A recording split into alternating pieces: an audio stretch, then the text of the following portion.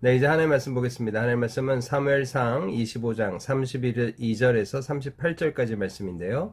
32절 한 절 말씀만 제가 봉독합니다. 다윗이 아비가일에게 이르되 오늘 너를 보내어 나를 영접하게 하신 이스라엘의 하나님 여호와를 찬송할지로다. 아멘. 예, 지금 25장을 살펴보면서 아비가일이라는 한 여인의 지혜로운 모습을 좀 우리가 살펴보고 있습니다. 이 천하의 믿음 좋은 다윗도 순간적인 어떤 욱하는 마음에 넘어질 뻔했던 거죠. 그러나 바로 그런 상황에 하나님은 아비가일을 보내셔서 그의 충동에서 멈춰 서게 하는 거죠. 오늘 바로 그런 이야기를 지금 살펴보고 있는데요. 앞에 두 번의 말씀을 통해서 아비가일이 지혜롭게 행했던 모습을 살펴보고, 이제 오늘 32절에서 38절까지 이야기는 그 결과를 오늘 우리에게 확인시켜 주고 있습니다. 오늘 본문을 살펴보며 주님이 주시는 교훈을 함께 나누고자 합니다. 32절입니다. 다윗이 아비가일에게 이르되, 이제 아비가일이 지혜롭게 말을 했던 거죠. 다윗을 주라고 얘기하며 자기는 종이라고 얘기하며, 또 그뿐만 아니라 나발 자기 남편을 막 욕을 해대면서 다윗의 상한 마음을 어루만져 주는 거죠. 그러면서 선지자적인 메시지를 쫙 선포했어요. 이스라엘의 왕이 될 사람이, 지금까지 무음하게 인생을 살았던 사람이 무고한 자를 죽이고 또 친히 보복하는 일로 인생에 오점을 남기시면 되겠냐, 뭐 이런 얘기였잖아요. 여러분, 이런 얘기 앞에 다윗은 딱 반응을 보였던 거죠. 어떻게 됩니까? 이제 32절이죠. 다윗이 아비가일에게 이르되, 이제 이런 얘기까지를 듣고 나서 다윗의 반응입니다. 오늘 너를 보내어 나를 영접하게 하신 이스라엘 하나님 여호와를 찬송할지로다. 여러분, 이게 다윗의 진면목이 지금 이 말 속에 드러나는 거 확인되십니까? 다윗은 지금 한 사람, 아비가일이라는 한 여인 앞에서 여인의 이야기를 듣습니다. 그러나 그는 그 여인의 이야기에 끝내지 않아요. 이야기에 멈추지 않아요. 그 여인을 보내서 이 여인으로 하여금 이런 이야기를 하게 하시는 하나님까지 보게 되는 거죠. 오늘 너를 보내어 나를 영접하게 하신 이스라엘의 하나님 여호와를 찬송할지로다. 여러분, 바로 이런 대목이 오늘 우리에게도 필요한 모습 아닐까요? 오늘 우리 주변에서 펼쳐지는 여러 인생의 만남들, 또 사건들, 여러분, 이건 다 하나님께서 허락하신 일들이요, 하나님의 큰 섭리 가운데 있음을 우리는 믿고 확인해야 됩니다. 그때 우리가 그런 삶 속에서, 그런 환경과 상황 속에서 여러 사람들의 말과 그들의 모습을 통해서 하나님의 메시지를 분별할 수 있기 때문이죠. 오늘 다윗은 바로 그런 안목이 있었던 겁니다. 하나님을 찬송하고 있어요. 그런데 거기서 끝나지 않는 거죠. 33절입니다. 또 내 지혜를 칭찬할지며 또 내게 복이 있을지로다. 하나님만 높이면 된다고 우리는 생각할 수 있어요. 그러나 그러지 않은 거죠. 하나님이 사용하는 이 아비가일이라는 이 사람의 지혜를 칭찬하지 않을 수 없었던 겁니다. 내 지혜를 칭찬할지며. 그래서 어떻게 해요? 축복의 메시지가 나오는 거죠. 내게 복이 있을지로다. 그러면서 오늘 내가 피 흘릴 것과 친히 복수하는 것을 내가 막았느니라. 아비가일아, 네가 막지 않았다면 내가 피 흘리고 내가 복수를 친히 했을 것이다. 내 지혜를 칭찬한다. 내가 복이 있기를 원한다. 여러분, 오늘 이렇게 얘기하는 거죠. 여러분, 오늘 우리는 좀 지혜가 필요합니다. 모든 것은 하나님께서 하신 일이요, 하나님께만 영광을 돌려야 된다고 해서 사람을 칭찬하지 않으려고 하는 경향이 있을 수 있어요.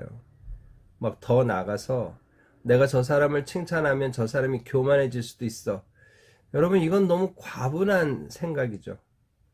하나님을 높여야죠. 하나님이 하신 일입니다. 그러나 하나님이 사용한 사람도 인정해주고 그를 축복해주는 그런 지혜가 필요한 거죠. 여러분, 그럴 때 그 사람도 자신이 하나님의 일을 하고 하나님의 섭리대로 순종해서 자신이 한 일을 했다고 말할 수 있지만, 이런 칭찬을 들을 때 또 용기를 얻을 수 있지 않겠어요? 물론 거기서 용기가 지나쳐서 교만으로 빠지는 건 그 사람 몫인 거고요. 오늘 우리가 이런 다윗의 모습, 하나님께는 영광, 그러나 인간도 칭찬할 수 있었던 이런 지혜로운 모습이 오늘 우리에게도 필요하지 않을까 싶습니다. 이게 공동체를 서로 세우는 모습이기 때문인 거죠.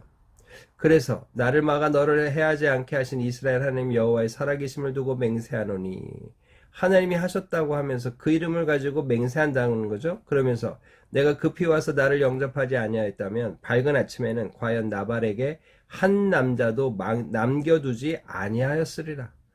네가 막지 않았다면, 또 너를 통해 하나님께서 나를 제지하지 않으셨다면 나발에게 속한 남자 한 사람도 남지 않았을 뻔했다.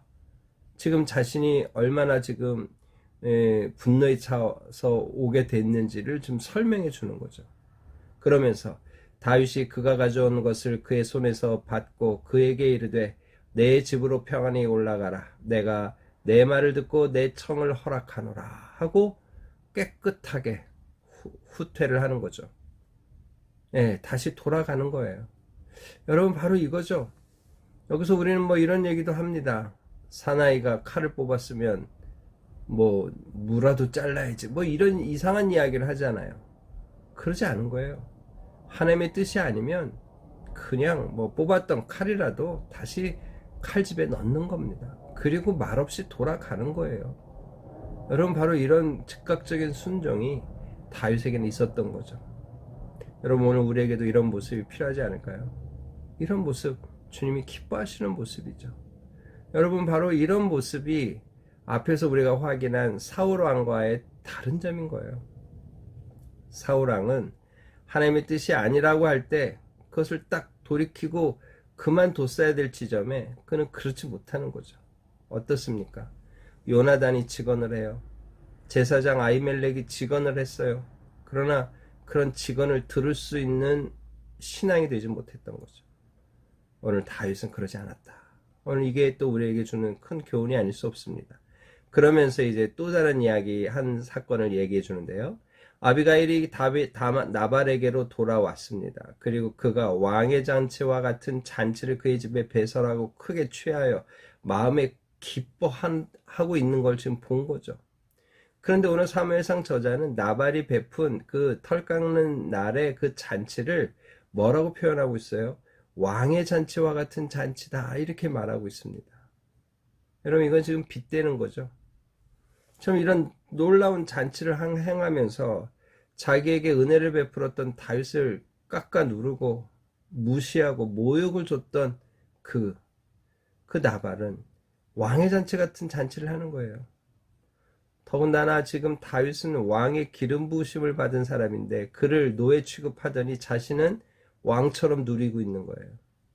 이게 지금 하나님 앞에 무죄하고 완고한 백성의 모습을 지금 보여주는 거죠.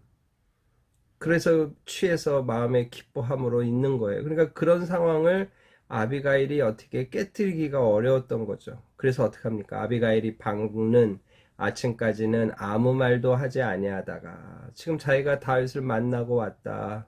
뭐 그런데 다윗이 군대를 동원해서 오는 길이었다.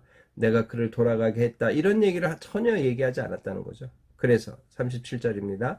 아침에 나발이 포도주에서 깬 후에 그의 아내가 그에게 이 일을 말하며, 이제 앞에 있었던 이야기를 다 얘기했다는 거죠. 그랬더니 그가 낙담하여 몸이 돌과 같이 되었더니, 이 몸이 돌과 같이 됐다는 이야기는 몸이 죽은 것 같이 됐다라는 뜻입니다. 그냥 바들바들 떨고 얼굴이 창백해지고 지금 이런 상황이 된 거죠. 그냥 몸이 굳어버린 거예요. 여러분, 다윗을 무시했는데 다윗이 400명이나 되는 군인을 동원해서 자신을 치러 왔다. 여러분, 이거 얼마나 놀랄 일이겠어요? 그런데 문제는 거기서 끝나지 않았습니다. 한 열흘 후에 여호와께서 나발을 치심에 그가 죽으니라. 여러분, 오늘 두 절의 말씀에서 또 마지막 37절, 38절의 말씀에서 우리 두 가지를 또 배울 수 있는 거예요. 나발은 자기에게 어떤 일이 있었는지를 모르는 겁니다. 근시안적이고 딱 자기 테두리 안에서 생각하고 자기 안에서 왕 같은 잔치를 누리고 있는 거예요. 그러나 바로 얼마 떨어지지 않는 장소에서 어떤 일이 있었는지를 모르는 거죠. 자기가 죽을 수 있었다는 사실도 모르는 거예요. 여러분, 이게 인생이라는 거죠. 앞에서 우리가 사울이 굴 속에 들어가서 예, 죽을 기회를 잡았다고 다윗을 부축해서 다윗으로 하여금 사울이 죽을 수 있었던 그 상황 전혀 모른 채 뒤를 보고 그냥 나가잖아요. 바로 이게 오늘 우리의 인생이라는 거죠. 오늘 우리가 다 아는 것 같지만 전혀 모르는 일이 너무 많다는 겁니다. 인생의 안개요. 우리가 어제 그제 주일에 말씀을 나눴던 것처럼 인생은 속임수입니다. 다 아는 것 같지만 알 수 없어요. 여러분 바로 그게 인생이라는 거죠. 그런데 또 하나의 교훈은 뭡니까? 한 열흘 후에 하나님이 치셨다. 하나님이 분명히 심판하시는 거죠. 선악간에 판단하시고 심판하신 하나님이심을 우리는 기억하고 그 하나님 앞에서의 삶인 걸 깨닫고 살아야 되는 거죠. 네, 오늘 본문이 우리에게 주는 교훈을 네 가지로 정리해 볼까요? 네, 하나님은 사람을 통해 일하시는 주님, 사람을 통해 일하시는 주님을 우리가 먼저 확인해야 돼요. 그래서 사람에게 초점을 맞추는 것도 중요하지만 하나님이 하셨다고 인정해야 되는 거죠. 오늘 다윗처럼. 그런데 두 번째 교훈은 뭐예요? 하나님만 인정해 드리면 안 되고 하나님이 사람을 통해 일하실 때 그 사람이 선한 일을 했다면 인정해주고 칭찬해주는 그런 안목이 필요하다는 거죠. 오늘 다윗은 그 두 가지를 아주 균형적으로 잡고 있는 거예요. 오늘 우리에게도 그런 안목이 있기를 소망합니다. 그러나 어때요? 이 나발은 근시안적이고 자기 한계 속에 있습니다. 왕같은 잔치를 누릴 뿐 자기가 죽을 수도 있었다는 사실을 전혀 몰라요.